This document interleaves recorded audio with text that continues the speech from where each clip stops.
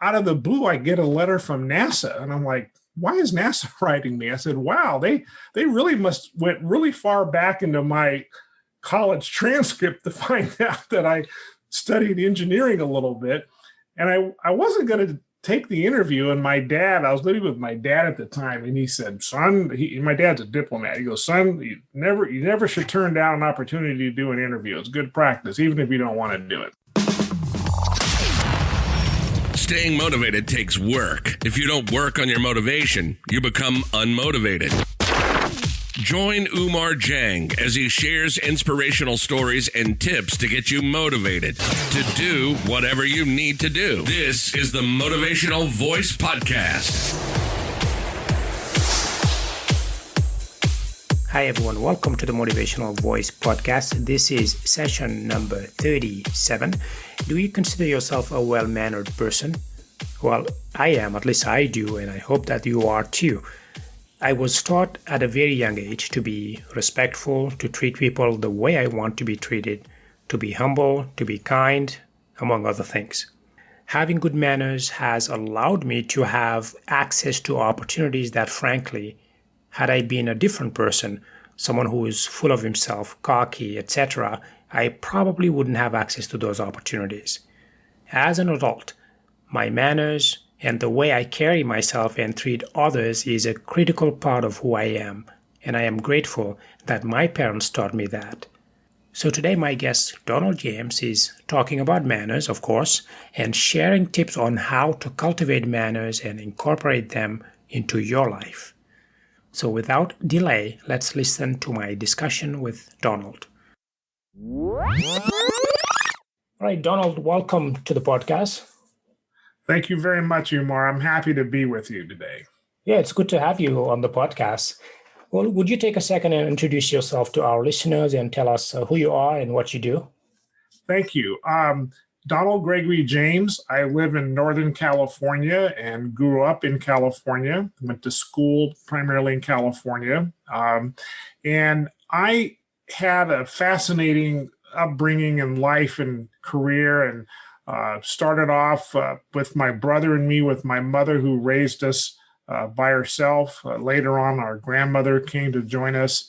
And as a Black man living in California in the 60s and 70s, I know from my mother it was very important to rear us properly and expose us to people that she felt were good role models. And she also stressed the importance of education. She was a teacher herself. And so she worked very hard to support us. Although I knew my dad, and he was a diplomat, and we stayed with him periodically. It was mainly my mother and grandmother who reared my brother and me. I was very fortunate. After graduate school, I got to work for NASA, the space agency, which wasn't really my first choice of a place to work, but we can talk about that later and why I decided to go to NASA and why I decided to stay. But I made I hung my hat at NASA and chose to be in education and external programs because I really saw how NASA could inspire so many people to do great and wonderful things, and I wanted to be a part of that. I retired in 2017 and came back to California. I was working in Washington, D.C. at the time in the Obama administration. And I came back to California and started consulting and working on a book that I'm really, really excited about. And I really look forward to talking about it with you today. So I'm married 32 years. I have two beautiful children who are both, fortunately, they're successful and they're out of the house, a daughter who's an actor in New York and a son who's in business who lives not far from us. And so we feel very fortunate. So thank you. I'm just very excited to be here. Yeah, no, I'm excited to have you. And you mentioned education and external programs, which is what you did at NASA. Yes. What is that? And well, I think I should probably take a step back. Why NASA? Yeah. So NASA it was really interesting because my original passion and interest was aviation, and both my brother and I wanted to fly planes. We lived in Sacramento, California. We lived near the airport. We saw airplanes all the time. And then when my dad got in the Foreign Service, we traveled to Africa and Southeast Asia. And I was just so enthralled with these big airplanes. I said, oh, I want to fly these things. And so did my brother. So fast forward, when I went to college, I didn't know what I really wanted to do, but I knew I wanted to fly planes. So I decided to get into the ROTC, which is Reserve Officers Training Corps, which was one of the few ways that I had learned that you could learn how to fly planes with Air Force. And then I just picked a major that sounded close to aviation. So I picked aerospace engineering. It wasn't a very thoughtful way of approaching how to choose a major. And then I had a real cathartic experience in my sophomore year of college when I decided that, number one, I didn't fit very well with the military culture. I have nothing against the military. It's just that it wasn't for me. And I found the engineering rather boring. And in retrospect, it was after the Apollo program, so a lot of things weren't really happening, and the computer revolution hadn't really started. So I changed majors totally. And because I had lived overseas, particularly in developing countries, I decided I want to go save the world from the scourge of poverty and destitution. That's what I was going to do. And then fast forward, I'm in graduate school. I'm really focusing in on my skills. I'm learning economics. And I decided, well, I don't want to be an economist, but I don't have any practical hands-on skills to do any work. So what am I going to do? And somebody had suggested a program that the U.S. government had called the Presidential Management Intern Program. And if you're fortunate to get selected to this, then you get to be on like this special list, and the government gets to find you, and you get to find agencies that have these select slots. And so I was looking around trying to find slots to go work and go save the world, right, from the scourge of poverty and destitution. And that wasn't really panning out. And then out of the blue, I get a letter from NASA. And I'm like, why is NASA writing me? I said, wow, they really must went really far back into my college transcript to find out that I studied engineering a little bit. And I wasn't going to take the interview. And my dad, I was living with my dad at the time, and he said, son, my dad's a diplomat. He goes, son, you never should turn down an opportunity to do an interview. It's good practice, even if you don't want to do it. So I said, okay, I'll do it. So I did the interview, and Oumar, I was straight up with the interviews. I said, look, I love NASA's really cool and it's great, but I kind of have another idea about what I wanted to do. And I told him that. I was very honest and candid in the interview. And the day after the interview, the guy from the personnel office called me. In fact, I was asleep. My dad had to wake me up. He said, and I write about this in my book, he said, this guy from NASA's on the phone. And I said, all right. So I answered the phone. He said, Mr. James, you were really impressive in the interview, and they want to offer you a position. I'm still waking up. I'm like, what? I can't, really? Why? So I told them, I said, look, I am trying to work out another deal with a couple of other agencies. I promise I will get back to you, but I can't make a decision right now. And no kidding, they called me every day for 3 days straight, asking me if I had made up my mind. And on the fourth day, I told my dad this, and he said, because I was living with my dad at the time, I was freeloading, right? I was in graduate school freeloading. And I told him what happened. He said, well, this is an actual job that actually pays. So you might want to consider that.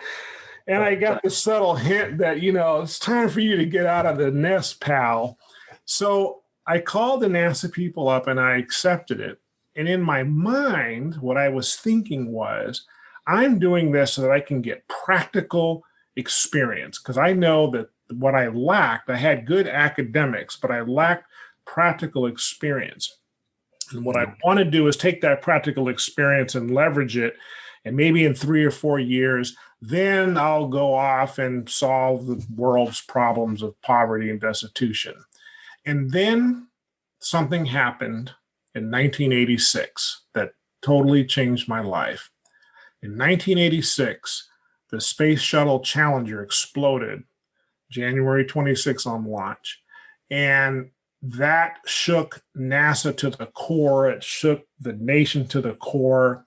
it's a bad metaphor, but for NASA and much of the country, it was sort of like our version of 9/11, where our whole sense of, good for NASA was shattered. And I was fortunate that I had met the guy who was running education previously, and he called me up and he said, this was several weeks after the accident. He said, Donald, the agency had planned to take the teacher. See, there was a teacher on that shuttle, Christa McAuliffe. And the plan was after she came back, they were going to take her around the country to meet with teachers and students and talk about the lessons that she had on the shuttle. So they decided they were going to take the backup astronaut to Christa McAuliffe. Her name was Barbara Morgan from Idaho. And I was working in public affairs at the time, or public relations, if you're in a company, a corporation, public affairs. And they said, we want you to go with Barbara to her speaking engagements and introduce her and basically take care of her as she travels around the country talking about the Challenger accident and education in NASA. So I got to do that. So I got to know the backup astronaut really well. And Oumar, it was during that time that I had an epiphany. I saw hundreds and hundreds of teachers at conferences come to meet the teacher from NASA, come to see me speak about, NASA that introduced Barbara, and students were there. They took them out of school to see this. This happened everywhere. It was the most unbelievable thing that I saw. And there was one specific incident that happened that really is what I point to that was pivotal. At one conference, it was in Los Angeles. Typically what happens is I introduce Barbara and she speaks, then I close down the press event, and then the people come and they get autographs. And then my job is to be the bad guy. I have to look at the clock and take her away to our next event.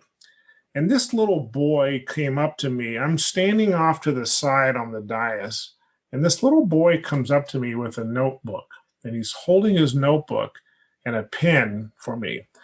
And I look down and I realize he wants me to get the autograph from Barbara. And I said, go ahead and get in line. I'll make sure that she signs your autograph. Don't worry, I'm not going to take her away. And he looked at me and he says, no, I want your autograph. And I said, my autograph? I'm not the astronaut. She's the astronaut. And he looked up at me and he said, yeah, but you work for NASA, and that is so cool. And Oumar, I knew right then that NASA was where I was going to make my career, because I realized if I could work for an agency that can have that kind of impact on young people, then that's what I want to do. And that's what I did. In fact, eventually I ended up leading the entire education program for NASA. My last job under President Obama was as the Associate Administrator for Education. And so that moment in Los Angeles was the beginning of the change for me, where I realized what my calling was. And that was just wonderful. So that's how I got into NASA, why I stayed with NASA. And to this day, I'm still fiercely loyal. Yeah, and how far into your stay at NASA was this? Was this early on or later in your career? This was earlier on. So I began at NASA in 1982, and the Challenger accident was 1986. So it was 4 years later. And it was probably about a couple of months after the Challenger accident, because I remember it was getting to be about springtime, that I was asked to go with Barbara. So it was about 4.5 years after I started. And remember, I wasn't planning on staying, but I changed my mind then, and I never regretted it. I understand that you focus on teaching people basically how to navigate their careers based on various things that you learned from your long career at NASA.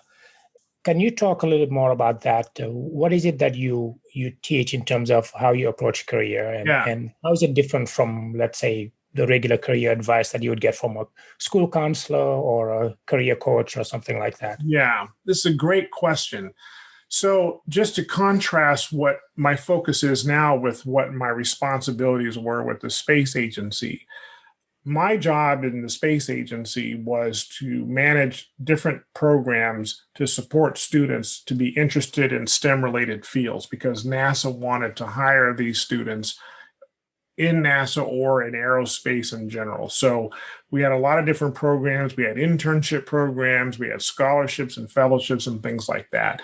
So I was exposed to a lot of students. I personally interviewed hundreds of students in my career. I've seen, them, become into NASA and grow up and be, successful people. So I was exposed to a lot of that. So when I finished with my career, the summer after, I retired March 31st, 2017. And that summer, the chief scientist at NASA had asked me to give a talk to that summer's crop of interns. And they wanted me to talk about my career and things that I learned. And so at the end of that talk, this young man asked me this very good question. In fact, it's a question that I would suggest a lot of young people ask older people like me. I'm 64 now. And he said, if I could go back in time and talk to my 20-year-old self, knowing what I know now, what would I advise myself? And I thanked him for that great question because I hadn't really given it a lot of thought. So I pondered for a minute and I told him three things. I said, first, I would say yes a lot more to opportunities that came my way. I would say yes a lot more. And I realized in my career, there's things that I didn't pursue or things that I turned down, probably because I was afraid or I didn't want to move or I was concerned that I wasn't good enough to do the job. And in hindsight, I wish I would have said yes a lot more. The second thing I said to him is, I would really tell my younger self to heed the advice of his mother, who said, manners will take you where brains and money won't. That's the title of my book. And I said to that young man that what I learned in my career is that being smart isn't good enough. Being smart is not good enough. Everybody in NASA is smart. I'm probably the least smart of all of them. And I was smart enough to get in, but everybody is very smart. But what's also true is not everybody is successful who's in NASA. And some people's careers don't go very well. Some people get fired and lose their jobs. And usually it's not because they're incompetent. It's usually not because they're not smart. It's because they didn't have their manners right. And I spend some time talking about what I mean by manners, so it's much broader than just simple things. So I told that young man that it's very important that I pay attention to this, because it took me a while to really figure out, that truth and operate from that. And people understand this intuitively. I mean, let me put it this way. People would agree with me that there are smart people who are in prison, right? I mean, look at the college admission scandal that just recently unfolded. In fact, a big part of that involved my alma mater, USC in Los Angeles. There's a Netflix special about the admission scandal now. Those people aren't stupid. They're smart people, but they're also in jail. So, just because you're smart is not your hall pass out of trouble. You have to have other things in order to stay out of trouble. And also, being rich is not your key to salvation. How many rich people do you know who are depressed, who are sad, who are not happy, right? They can't buy their way into happiness, right? I'm not saying that all rich people are sad. I mean, many of them aren't. I'm listening to Bill Gates's book right now. He seems like a happy guy and he's pretty wealthy. But what I do know is that there are people that have means, they don't have debt, and by all accounts, they should be happy people, but they're not. So brains, smartness And money is not going to take you where you want to go, wherever that is. You need something else. And my mother said manners was important. And so she gave me that advice. And so I told that young man that. And then the third thing I told him is that I said, well, the other thing I would tell young Donald is that somewhere along his career, he's going to hear about these companies called Google and Apple and Facebook, and you'd be well advised to buy stock in those companies. So he got a big kick out of that. And obviously, I didn't get a chance to go back and tell myself that. Otherwise, I really would be very, very wealthy right now. But so that's what inspired me to write this book, because the book is a longer version of my answer to that question. I truly believe this is the secret sauce to how people can think about navigating their future. For one thing, I start off by admitting two things that are very critical. One is this book is not a work of scholarship, right? I do stand on the shoulders of a lot of people and other writers, many of whom I acknowledge. But it's really my experiences and what my mother told me and all the training that I have. The other thing that I say in the book is that there are many paths to the throne, meaning there's lots of ways to your own personal salvation or your own personal growth or whatever the mountaintop is. I'm not saying that my way is the right way. I'm saying my way is a way, and it's my offering to people to think about these things, these tools, most of which I believe are foundational tools that if you cultivate these skills of manners, broadly speaking, then I really believe you are going to do very, very well. My two kids are case in point. Through no fault of mine, they just picked up things. They both do very, very well. They get lots of high compliments. They also happen to be very smart. They get better grades than I ever got. But they understand manners. They know how to have empathy for people. They understand respect. They understand integrity. They know the difference between right and wrong and good and bad. And those are important dimensions, right?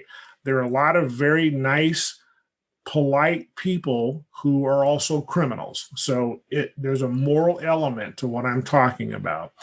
And so the book is really my offering to young people, particularly, of how I see the world in terms of living and career and all of that stuff. And there's tools that are involved, and there's skills and things, and any of which I'm happy to talk about. So I think, that's very interesting. I think is particularly mentioning how manners hold a special or a primary place in your career, or at least people should consider that. I really identify with that because I was brought up as someone I was originally from West Africa, Senegal. So that was really important to my parents. I mean, my mom was very severe in terms of the discipline, and it wasn't unheard of that she would give you that one look and then you would stop because you knew what was going to happen next. Yes, that's right. Right. That's right.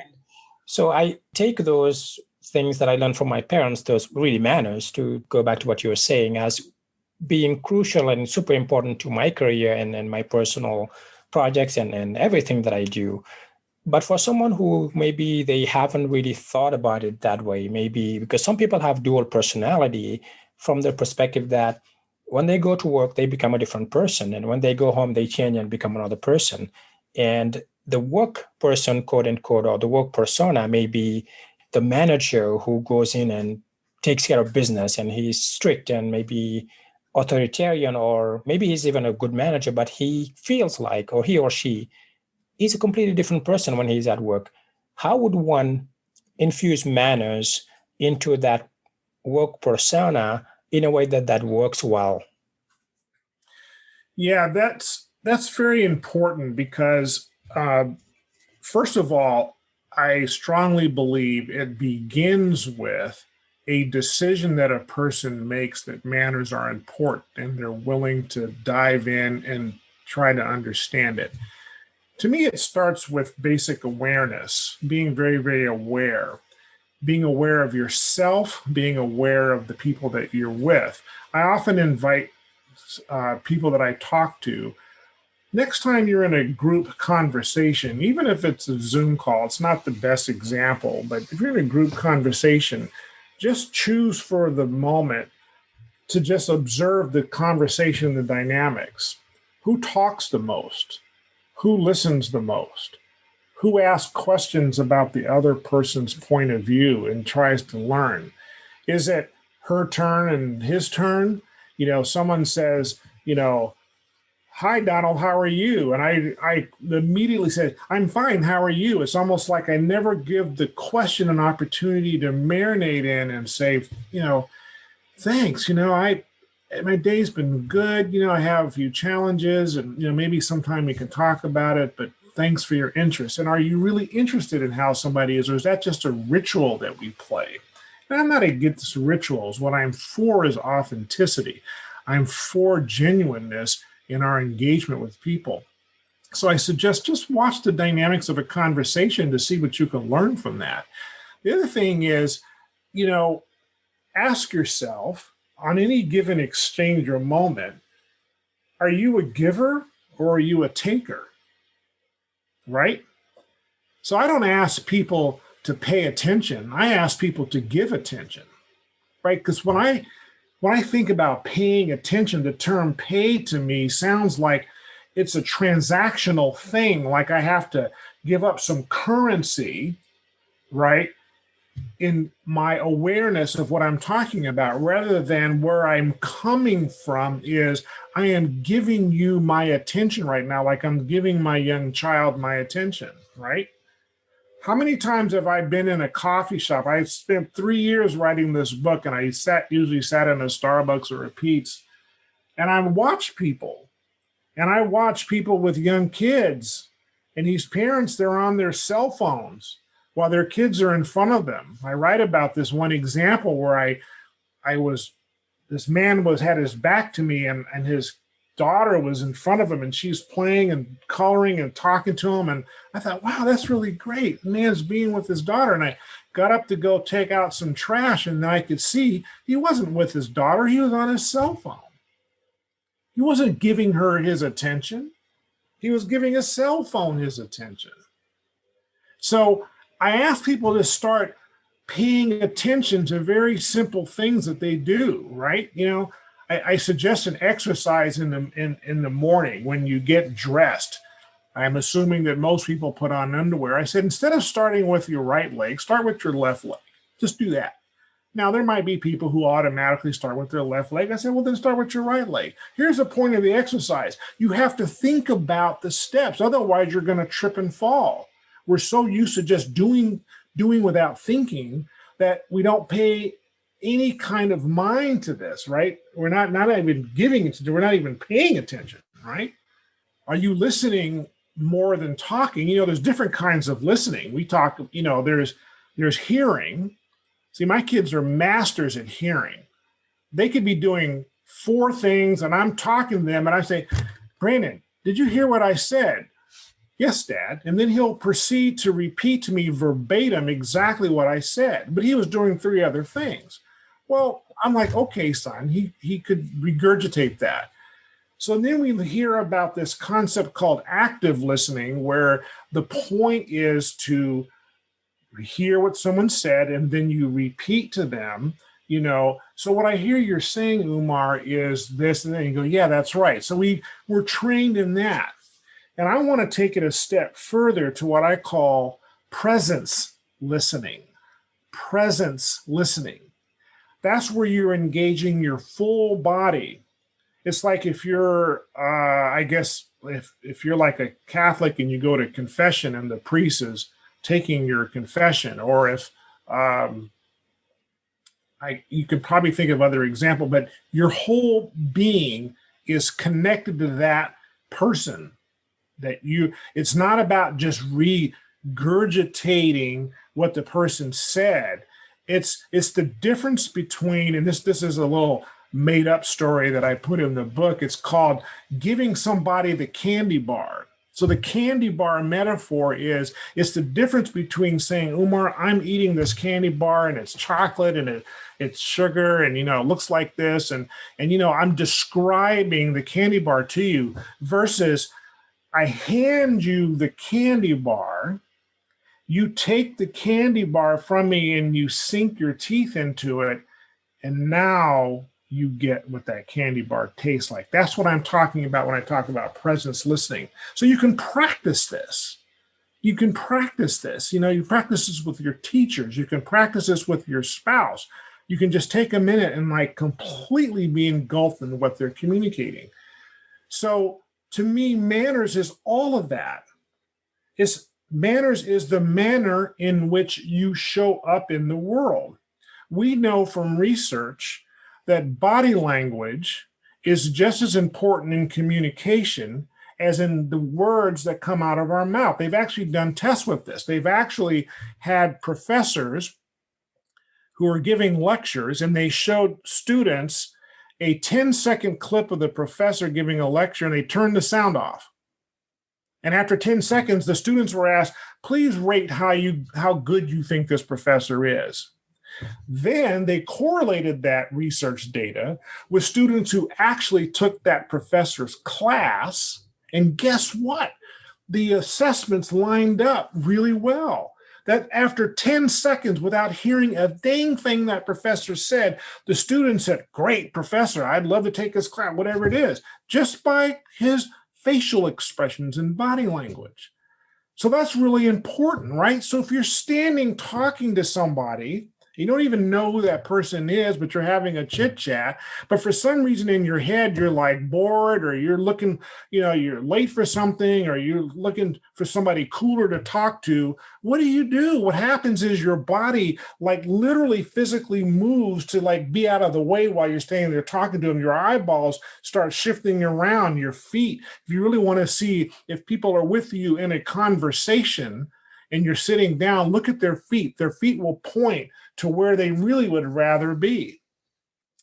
And what I'm saying is, subliminally, people notice that. I'm asking anybody who's listening to this to imagine the time when they know they were talking to somebody and they know damn well that person was looking right past them, or nobody was home, right? Nobody was home. We've all had that experience. If people work on their manners, amazing things are going to happen. So for someone who is perhaps looking to interview or even looking to shift positions, in your experience, what are some of those maybe 1, 2, or 3 manners that you found to be very attractive in a candidate or in a coworker that you would recommend that they try to work on or have? Yeah.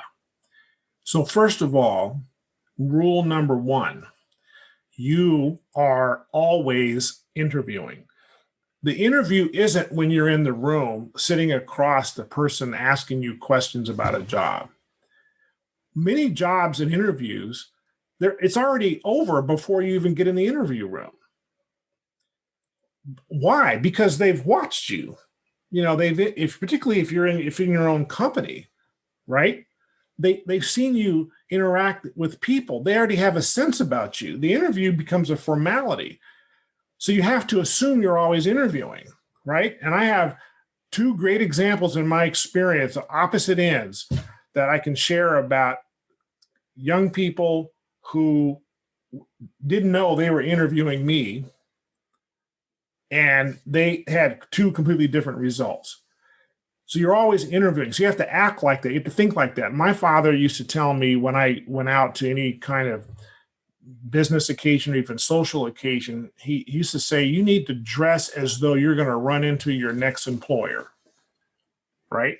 So if you walk outside and you wearing your rags and your shoes are unpolished and, that's cool. Maybe that's how it is. But if you happen to be standing next to somebody at a social event who's a hiring manager or something, that person might be turned off just because of how you dressed. I'm not saying it's right, but I'm saying that could happen. So rule number 1, you're always interviewing. You have to think about that. Number 2, practice. You have to practice interviewing. And the good way to practice is have your interview videotaped and then watch yourself and have professional people critique you. This is what happened before when I was selected as a presidential intern. They put us in front of a hypothetical interview panel and gave us questions, and they videotaped the whole thing. And I got finished with that interview. I'm like, oh, wow, man, that was pretty good. I'm pretty good at this. That's really great. Then I watched the video and I was in shock. Do you know what I saw, Oumar? 70% of the time while I was being interviewed in this mock interview, I might as well have been interviewing my notebook because my head was down. I never looked up. I was looking at my notebook. Yeah. I'm like, who would hire me who would hire me? I wasn't interviewing the notebook. I was interviewing these guys. And then I kept, I counted how many ums and and, I'm scratching, I was doing all this stuff. I was looking at this on the video. People understand this. Let me tell you, people understand what I'm talking about. The other mistake that I made was, and people can tell that I love to talk, but see, I know better. I know I like to talk, but at the time I didn't know I talked a lot, is that when you get a question that you're not sure about, right? What I tend to do is I kept talking, and I have a name for it in the book. I call it verbal shotgunning. A shotgun has pellets. So I'm just spewing out a bunch of words, hoping that some combination of those words are going to be the right words that are going to get me the job. And the person on the end of the table is probably looking at me like, who does this fool think he's talking to? He doesn't know what he's talking about. So you can't just keep talking, hoping you're going to come up with some magic combination. So preparation is really important. My point is this: if you are going to engage with another human being, you need to think about these points. I know we're running short on time, but I wanted to talk a little bit about the book. So what is the book called, and where can people actually find the book? Where can they look it up if they're interested in purchasing it? Thank you. The title of the book is Manners Will Take You Where Brains and Money Won't. Manners Will Take You Where Brains and Money Won't. And the subtitle is Wisdom from Mama and 35 Years at NASA. It's available on Amazon. You just Google on Amazon, or you get it at Barnes & Noble, or if you go to my website, there's links to there's the ISBN number of the book, and my website is simply my full name, Donald Gregory James, donaldgregoryjames.com. And so it's available as a paperback and it's available as an ebook. I don't have it as an audio book yet, but maybe I will. But that's where you can get it. And I think it's make a great graduation present for anybody who's graduating and thinking about the next step.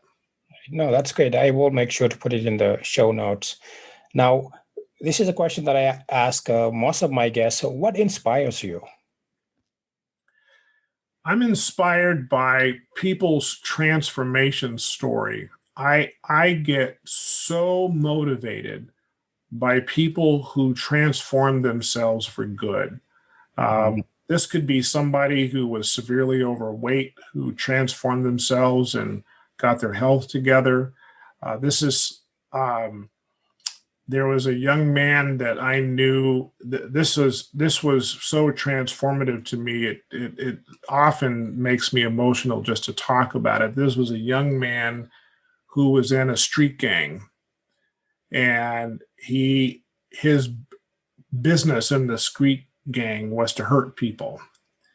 And somebody got to him and said, why don't you, he was in high school. He said, why don't you try out this robotics program? It was a robotics program that we fund at NASA.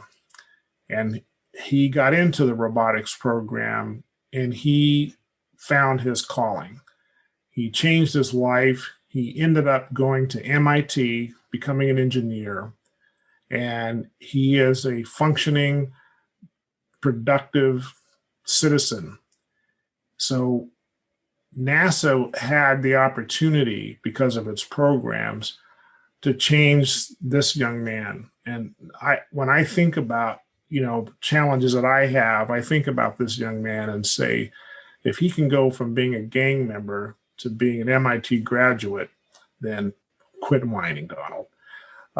So people who set their mind to something and not just accomplish something, a lot of people can accomplish goals and things like that. I'm talking about people who really transform their lives, and that inspires me, because it's almost like they throw themselves completely open to the universe and says, I'm at the universe's mercy, and their life changes. And so that's what inspires me.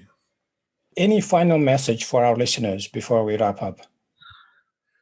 Well, the final message that I want to say is, if you're genuinely interested in cultivating your manners as a way of doing better for yourself and giving more to yourself and to others, then one of the ways I think is important to do, and I do write about this, is to have people in your life that you can go to that support you. And I'm not just talking about your friends who will always, pat you on the back when you're down and say, that's okay, it's not you, it's them. I'm talking about the people that will say, you know what, it is you. It's not them, it's you. And your problem is, it's your manners. And here's how I see it. You have to have the courage to have people tell you the truth as they see it. And I talk about where you can get teammates from, your inner circle of friends, your associates, professional experts, even your family members. And not everybody is worthy and deserving of being on your team, but you need to cultivate that team. And you have to give them permission to tell you the truth as they see it. And it could be really personal, and it could be really unhelpful. Not unhelpful, excuse me. It could be really uncomfortable. That's what I wanted to say. You have to be willing to be uncomfortable. If you're not willing to be uncomfortable, you just want it to be the way it is, then I don't think you're going to grow. And that's true in any field, I think. But in terms of cultivating your manners, which I think is the key, right, to move forward, have people in your life who are willing to look at you and tell you the truth as it is. Many years ago, when I was a young teenager, my dad told me when we were on a trip, we were in Greece, and he pulled me aside after we were talking to the proprietor of this business. He said, son, you got a big mouth, and you need to learn how to control that big mouth, or it's going to get you into trouble. That was the only time I remember my father disciplining me, the only time. And I never forgot about it. And what I learned from that is, yes, I do have a big mouth, but now I know better, and I know how to control it when I need to. And that took me where brains and money won't. Yeah, no, well said. Thank you for sharing that. Donald, thank you very much for coming on the podcast and sharing that knowledge with us. I'm sure listeners will love to get some nuggets out of that. Thank you very much. My pleasure. It was a real treat, Oumar. Thank you. Thank you very much. That was my interview with Donald James. And as I re-listened to our conversation, I was well aware of the fact that not everyone had the right parental guidance when it comes to having good manners. But if this episode resonates with you, maybe it's because you came to the realization that you need to improve that part of who you are. And the fact that you are trying to be a better person, to have better manners, deserves recognition. So I encourage you to continue to grow and to be the best possible version of yourself, because it's never too late to be the person you aspire to be, and everyone can change for the better. If you've enjoyed listening to the podcast, it would really mean a great deal to me if you could let me know by rating the show and leaving a review. Reviews help more people discover the podcast and learn from the information that I share. So thank you. You can find the show notes for today's episode on my website at oumarjang.com/session 37. Thank you for spending part of your day with me today, and until next time, please stay safe and motivated. Goodbye. Thank you for listening to the Motivational Voice Podcast. If you enjoyed the show, please subscribe and rate it on iTunes. Get show notes and the latest blog posts at oumarjang.com.